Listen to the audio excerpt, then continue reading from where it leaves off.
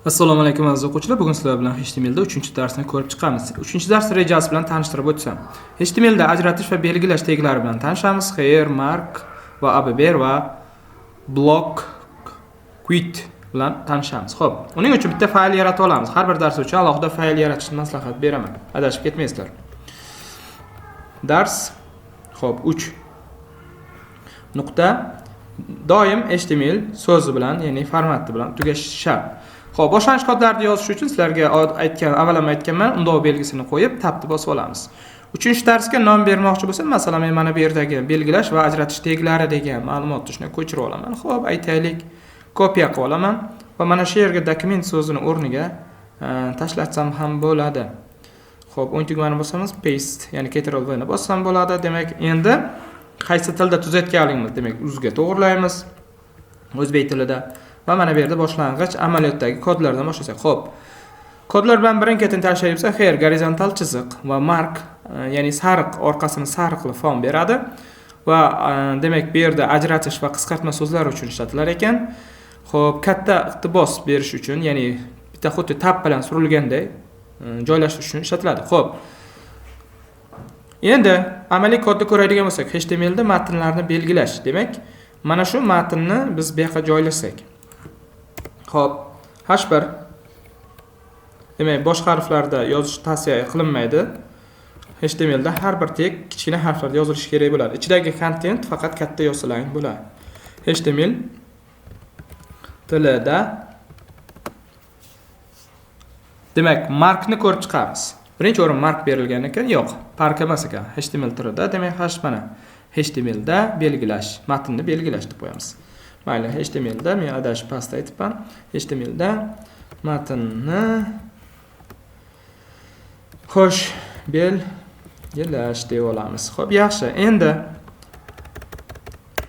xo'p, live rejimni bir tomondan ochib qo'ysak, bizga ham ko'rinib ketaveradi ishlashimiz. Xo'p, bosamiz. Live rejim pastda bor. Mana bu yerga bossak bo'ladi. Xo'p, mana bu yerda ham matnni ko'rib ketaveramiz. Bu yerda o'qib ketaveramiz. Buni iloji bo'lsa bu yoqqa qo'yib qo'yamiz. Xo'p. Mana va bu sahifani to'liq ochib qo'yamiz bu yoqqa. Bu tomonda to'liq ochib qo'ysak yaxshiroq bo'ladi. Xo'sh. Bu tomonda ko'rishimiz mumkin. Mana xo'sh, kitobimiz. Buni usturog'iga qo'yib, buni 3 ta bo'lakka bo'lib olishimiz kerak ekan o'zi aslida. Mayli, mana shunday turaversin. Mana. Demak, matnni belgilashni ko'rdik. Undan keyingisi nima turibdi bizda? Demak, sahifa tomonga o'tkazish talab qilinar ekan, chunki bundagi kursor qo'ygan paytim yo'qolib ketyapti. Matnni belgilash. Endi bu paragraf keyingi ajratish belgisi, demak, mana bu yerda, demak, strong bilan o'tgan darsda tanishganmiz. Xo'p, bu darsda ham mana shu narsani to'g'ridan-to'g'ri ko'chirib olamiz, mayli. Vaqtni tejash maqsadida, demak, kiritamiz. Mana PTG-ning ichida, demak, matnimiz yozildi va strong tagining ichida ajratish so'zi, strong so'zini ichiga olingandan keyin bu ajratilib, ya'ni qalinroq qilib ko'rsatildi. E'tibor bergan bo'lsalaring. Xo'p, undan keyin biz mana pastdan ajratish chizig'ini tortishimiz uchun biz here'dan foydalanamiz. Demak, she'rga qo'yamizda pastdan HR tagini bosib, tabni bosamiz. Va bu yerda e'tibor beringizlar bo'lsa, gorizontal chiziq to'g'ri chizildi. Xo'p, undan keyin masalan, biron qanaqadir tashkilot bo'ladi va tashkilotni qisqartma nomlari bo'ladi. Masalan, o'zimizning tilda olaydigan bo'lsak, masalan, P tagini bitta olib bo'ladi M tak Ch J, ya'ni MCJ. Ana endi biz bu narsani qisqartma so'z bo'lganligi uchun buni ma'nosini mana bunday tarzda yozsak ham bo'ladi.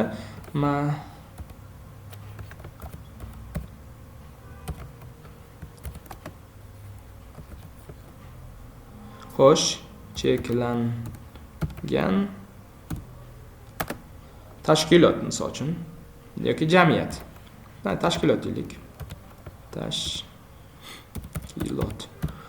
Mana ko'rishimiz mumkin, mana bu tarzda ifodalasak bo'ladi, lekin ustiga suqanchani olib kelganimizda ma'lumotni xuddi shu tarzda chiqish kerak va mas'ul MCJ deb yozib ketaverishim kerak va boshqa ma'lumotlar kiritishim kerak. Mana bu narsani hamma biladi. Lekin bizda matn yozish jarayonimizda ko'rinmaslik kerak, faqatgina ustiga olib kelganimiz suqanchamiz kelganda ko'rinish kerak. Bu narsa uchun biz nima qilamiz? Mana bu yerda, demak, maxsus o'zi tagi bor, A, ikkita B, R yozamiz, tabni bosamiz. Va mana shu mas'uliyati cheklangan degan so'zni olamizda. Xo'p, Buni o'ng tugmani bosib ustiga mana kesib olamiz, chunki qayta yozib o'tirmaymiz bu narsani.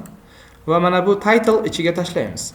Title ichiga tashlagandan keyin mtj so'zini olib mana bu yerga bemalol joylaymiz. Ya'ni ABBRni ichida joylashgan, yopilishdan oldin. Mana ustiga olib kelganimizda chiqadi va mtj so'zini oldida mana bu yerda ko'rishimiz mumkin. Endi masalan nima deb qilsak bo'ladi? Masalan, qanaqadir bir saytimizda ma'lumot yozyapti. Masalan, O'zbekistondagi barcha mtj barcha so'zdan keyin bitta probel tashlashimiz kerak ekan. mtj mtj demak ABBRdan keyin o'tib mtj tashkilotlardan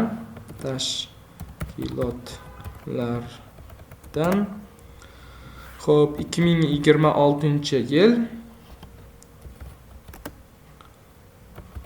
soliq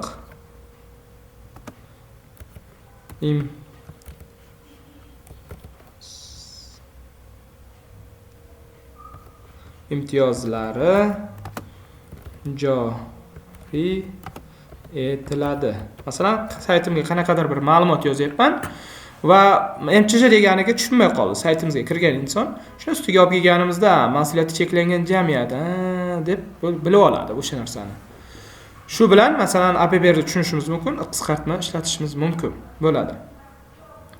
Xo'p, ana endi bizda mana qaranglar, bir qarashda kodlarimiz mana bunda yozilyapti. Masalan, ekranda ko'rinmayotgan bo'lsa, mana pastki lentadan ushlab bu tomonga tortasizlar va mana bu yerda men bir necha marta enterni bosganim uchun joy bemalol bor. Tabni bosamiz, bu yerga surib olaman. Keyingi nimani ko'rsatamiz.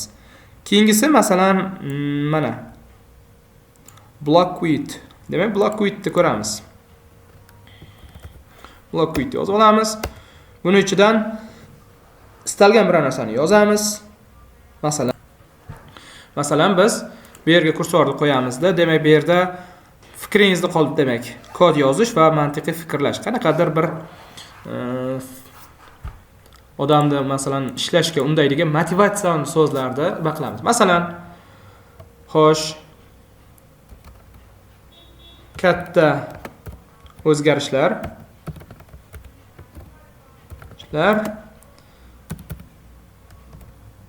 demak kichik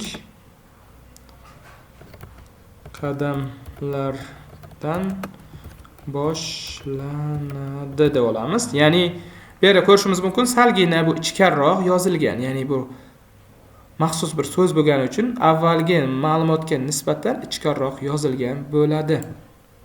Mana qayerda bitta tabi bor. Ya'ni ozgina masofa tashlangan. Bu o'sha block quitni ichidan yoziladi. Endi bularga masalan bizga e'tibor bersak, mana bu yerda here ishlatilgan. Here'ni nima uchun ayting? Masalan, here bizda ya'ni gorizontal chiziq tortib beradi, sahifani bo'ladi. Mark esa sariq fon bilan ajratadi. Masalan, bunga misol keltiradigan bo'lsam, mark hop ishlatmadikmi bu yerda? Hop. Tak, buni to'liq ochib olsak. Masalan, biz qaysini ishlatmay ketdik? Masalan, strong ishlatdik. Hop, mark ishlatmabmiz. Demak, mark degan narsani ishlatishimiz uchun keyin mark bor ekan ishlatmaganimiz. Bo'ldi, markni ishlatishni ko'rsataman. Demak, aytaylik, qanaqadir so'z bilan so'zni, masalan, izoh berilgan so'zni qaysidir qismini ajratib qo'yishim kerak. Belgilab qo'yishim kerak rang bilan. Masalan, kichik so'zi. Xo'p, kichik so'zini ajratib qo'yishim uchun, demak, kichik so'zini ichiga kiraman. Mark yozaman. Mark degan o'zining maxsus tagi bor. Mark so'zini ichida, demak, biz kichik so'zini shuni ichiga tashlaymiz yoki mark so'zini yopilish tagini kichik so'zdan keyin qo'yamiz. Va saytimizni ko'rayotgan bo'lsak, mana bunday sariq rang bilan ajratib ko'rsatadi. Undan tashqari, maxsus HTML kodlarni yozish uchun maxsus bitta kod ham bor. Ya'ni aytaylik biz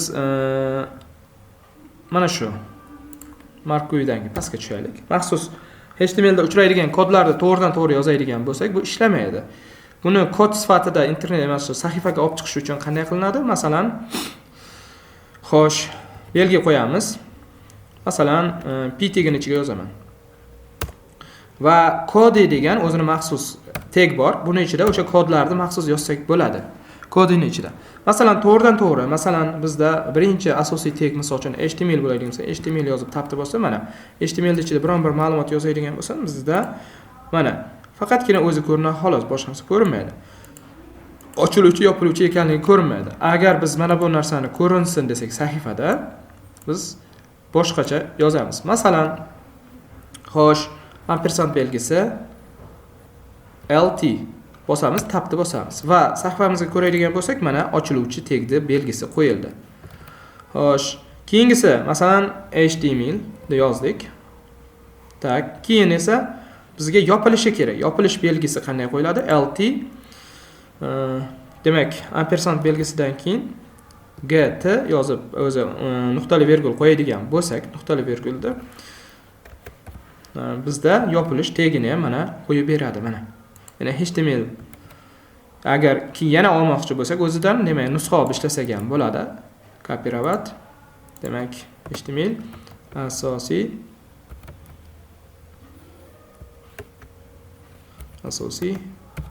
taglarni o'z ichiga oladi. Ya'ni barcha taglar desak ham bo'lar ekan. HTML tagi barcha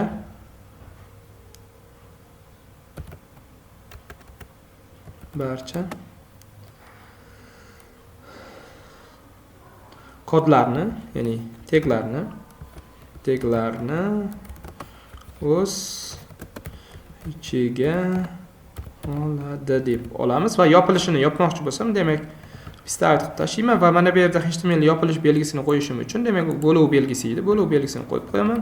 Xuddiki mana HTML da ichida hammasi mana ichida bo'lyapti. Mana bu belgilar chiqishi uchun ishlatiladi. Keyin avvalgi darsimizda sizlarga ma'lum bir narsa bor edi, eslangda bo'lsa. Masalan, xo'p, Meta 438 da ishlatdik, lekin nima maqsadda, qanaqa belgilar ko'rinishi, ko'rinmasligini bilmay ketdik. Xo'p, o'sha narsani ko'rsataman sizlarga bugun. Xo'p, masalan, mana e'tibor berib belgilar ko'rinyapti. Mana bu maxsus belgilar qo'ydik o'zimiz. Kodlar orqali maxsus belgilar qo'ydik. Bu narsani agar mana bu yerga kommentariyaga oladigan bo'lsam yoki o'chirib qo'ysam-da, belgilaymanda, xo'p, o'chirib tekshirib ko'rsam bo'ladi. O'chirib tekshiradigan bo'lsam, mana shu belgilar mana maxsus kod bo'lganligi uchun, maxsus kodlar orqali yozish uchun ishlayapti. Undan tashqari hozirgi serverlarda bu kamchiliklar to'g'rilangan. Mana xo'p, ishtizaga qaytaraman. Meta 438 mana bo'lganligi uchun barcha kodlar shunday ham ishlab beryapti. Yozib beryapti. Mana shu kodlar avvalgi versiyalarda ishlamas edi. Bu 38 ayrim belgilarni o'qimaydi. O'sha o'qishi uchun doim mana shu narsani ishlatishlaring shart. Demak, bu darsda tanishdik. Boshidan kelamiz. Masalan, hamma narsa menimcha bo'ldi. Hozir bir ko'rib chiqamiz. Yana nimalar qoldi? Dars reja bo'yicha markni ishlatdik, abber ishlatdik, bulni ishlatdik. Xo'p, yaxshi. Ana endi amaliyotda mana har bittasini ishlatib o'tdik. Amaliy mashq berilgan, amaliy mashqlarni o'zlaringiz sinab ko'rishlaring mumkin. Mini kodlarni ham yozib yana o'zlaringiz sinashlaring mumkin. Uyga vazifa bor, yana ham takomillashtirish uchun. Xo'sh, ana endi bir boshidan kodlarimizni sizlarga yana tushuntirib o'tsam. Bu darsda tanishdik. Demak, Doctype HTML bizda tanish, Meta 438 tanish. Title ichida xo'p, bizga o'sha nima deydi? Mavzuimiz haqida qisqacha ma'lumot berilgan. Demak, belgilarni ajratish, kattagina yozuv turibdi mana. Misol uchun, xo'p, saytni ochib ko'rsatsam. Mana bizda H1 ichida yozilgan ma'lumot, mana bu ma'lumotimiz kattaroq qilib yozib beradi. P ni ichiga yozilgan ma'lumotimiz mana bu qator bo'lib turibdi. Va ajralib qalin bo'lib turgan yozuvimiz mana bu yerda strong tagini ichida yozilgan. Shuning uchun qalin bo'lib turibdi. Xo'p, bitta here belgisi qo'yilganligi uchun, ya'ni here tagi qo'yilganligi uchun bizda horizontal chiziq tortib berdi. Undan so'ng p tagining ichida, demak, barcha deyapmiz. Mana barcha O'zbekistondagi barcha so'zdan keyin MChJ ni mana qisqartma so'zini, ya'ni mas'uliyati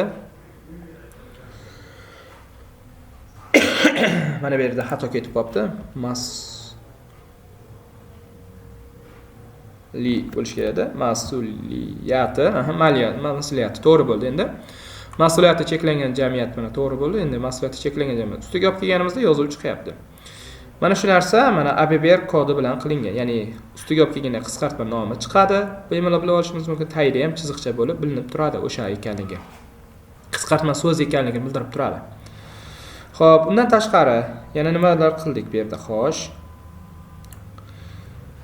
Mana blockqueue, ya'ni maxsus imtihon beruvchi so'zlarlar salgina ajratilib, o'ng tomonga surilgan holatda ozgina joy tashlab yoziladi, o'sha uchun ishlatiladi.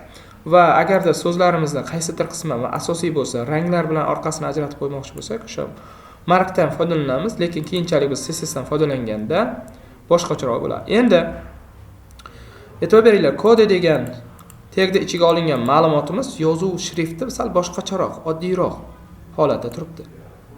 Ularga nisbatan oddiyroq holatda turibdi. Mana bu masalan, mana bu i ni qaranglarda. Masalan, i harfi, mana bu yerda i harfini qaranglar, farqi seziladi. Ya'ni kod degan ichiga biz maxsus o'sha saytlarda yoziladigan kodlarga misollar keltiramiz. O'sha misollarni yozish uchun biz kod degan maxsus tagda ichiga yozmasak, qoidaga muvofiq bo'lmaydi. Ya'ni qoidaga muvofiq ishlash uchun biz bilamiz, kod degan belgini ichida biz kodlar yozgan bo'lib, unga ta'sir qilayotganimizni aniq bilamiz. Shuning uchun ular uchun maxsus kod tag ya'ni yaratilgan. Xo'p, mana shuning bilan bizda bugungi darsimiz tamom. Keyingi darsga ko'rishguncha xayr, 3-darsimiz tugadi.